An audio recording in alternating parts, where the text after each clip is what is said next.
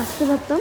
সোনার মন্দির যাবে, সত্যি বলছি সোনার মন্দির না দেখলে চোখে বিশ্বাসই করতে পারবে না। সামনে থেকে যখন দেখবে তখন বুঝতে পারবে যে আসলেই সোনার মন্দির এটা। আর ভেতরে কিন্তু আসলেও সোনার অনেক কিছু লুকিয়ে আছে, যেটা তোমাদেরকে ভিডিওতে দেখাবো। জানো তো কত শত কেজি সোনা এখানে লুকানো রয়েছে, সেটাই তোমাদেরকে কিন্তু ভিডিওতে দেখাবো। দোল পূর্ণিমাতে এই মন্দির কত সুন্দরভাবে সজ্জিত হয়ে আছে এটাও তোমাদেরকে দেখাবো, চলো দেখতে থাকো।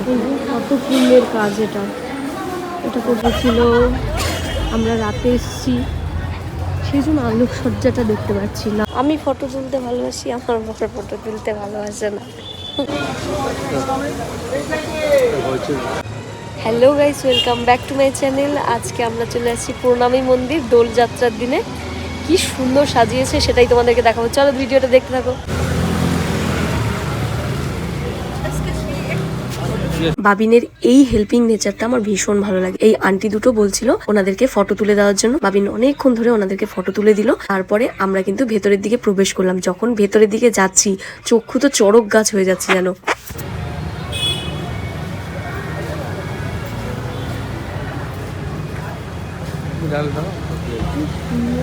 আসার সময় কিন্তু দারুণ দারুণ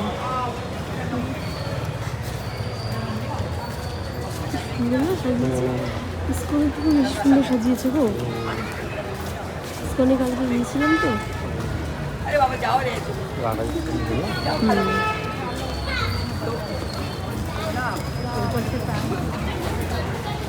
এই যে ওখানে দোল খেলা হয়েছে, ভীষণ সুন্দর। এই ওই জিনিসটা না সুন্দর সাজিয়েছে।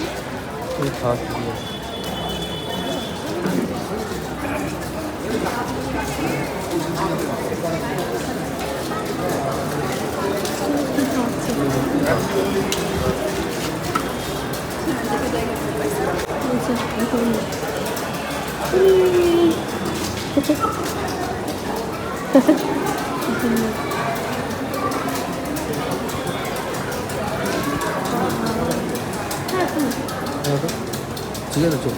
হ্যাঁ ঠিক হয়ে গেছে, কিন্তু শুধু লাল ভাবটা আছে।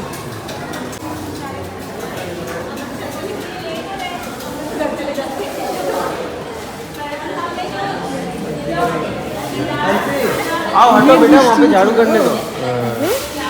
আসতে পারতাম।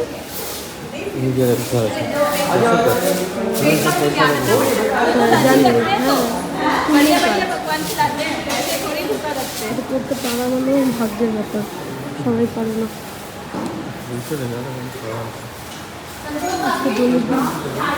এখানে না বৃন্দাবনের মতো পুষ্প বৃষ্টি হয়েছিল। আগে যদি জানতাম তাহলে কিন্তু সকাল সকালই চলে আসতাম। আর দেখতে পারলে তো বাচ্চাটা কত সুন্দরভাবে নম করলো। তারপরে এই যে তোমাদেরকে যে সোনার কথা বলছিলাম না, এই যে মন্দিরের ভেতরেই কিন্তু সোনার সেই চূড়া, ওগুলো সব কিছু কিন্তু সোনার, এমনকি ঠাকুরটাও কিন্তু সোনার। কত পুণ্যের কাজ এটা, এটা করতে পারা মানে ভাগ্যবান। বিশ্বাস করো এই মন্দিরে যখনই যাই তখনই মনে হয় না আর বেরোই। কেননা মন্দিরের বাইরেটা যেমন সুন্দর, ভেতরটাও কিন্তু অসাধারণ সুন্দর। আর এত সুন্দর আলোকসজ্জা দিয়ে সজ্জিত হয়েছিল যে বাড়ি ফিরতেই মন চাচ্ছিল না। কি সুন্দর সাজিয়েছে একটা জায়গা।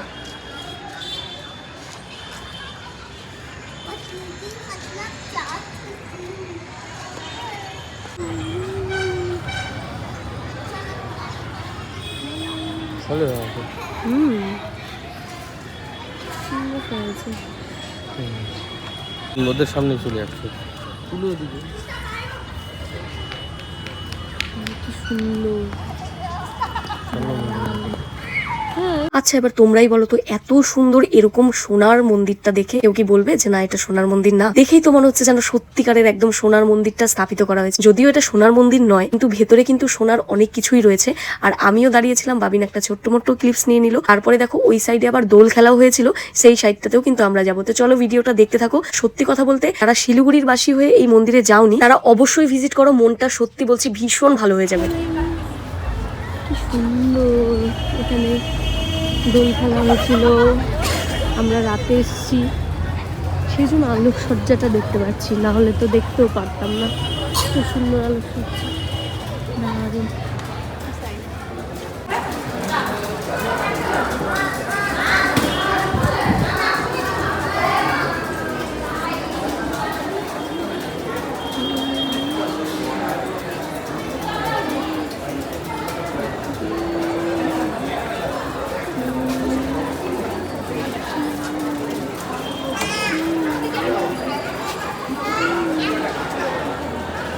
জন্মাষ্টমীতেও কিন্তু এই মন্দির ভীষণ সুন্দর সাজে সেজে ওঠে, তোমরা কিন্তু অবশ্যই ভিজিট করতে পারো। তো তারপরে তোমাদেরকে মন্দিরটা দেখানোর পর আমি ভাবলাম আমাদের দুজনের টিপস নিয়ে নিই। এবার তোমরা হয়তো ভাবতে পারো কি ব্যাপার, রাত্রেবেলা চশমা পরে কেন আছে? তো অ্যাকচুয়ালি ব্যাপারটা হচ্ছে ওর চোখের খুব প্রবলেম হচ্ছে, এই জন্য কিন্তু ওকে চশমাটা পরতে হয়েছে। আমি ফটো তুলতে ভালোবাসি, আমার বাবার ফটো তুলতে ভালোবাসে না। ভালোবাসে অ্যাকচুয়ালি, ওর চোখের অবস্থা খারাপ, সেই জন্য। ওই দেখ পাগল।